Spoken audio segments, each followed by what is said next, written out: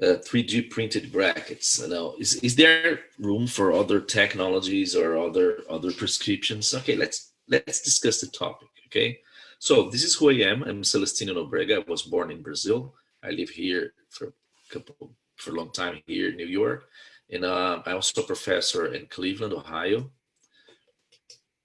And I'm the international program leader for orthodontics, the continuing education department in New York University.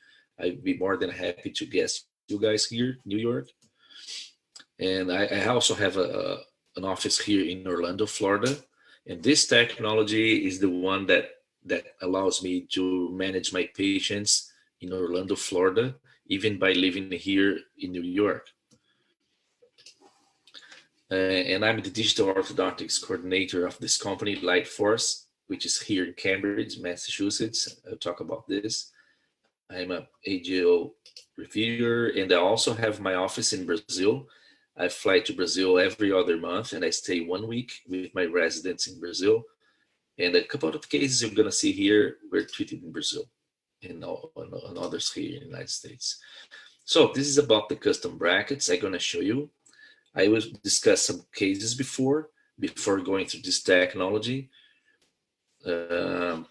It's pretty interesting. I show you. So this is the small town that I live. It's Port Jefferson, New York, Long Island. It's like 55 miles from Manhattan. It's a small town. It's very beautiful. And this is the office we have in Orlando, Florida. It's like 2 hours flight distance from here. Sorry. And we are developing a very, very interesting project right there. I'd love to show you when you come to the United States. Let me know. You can visit the office in Orlando. And of course, you can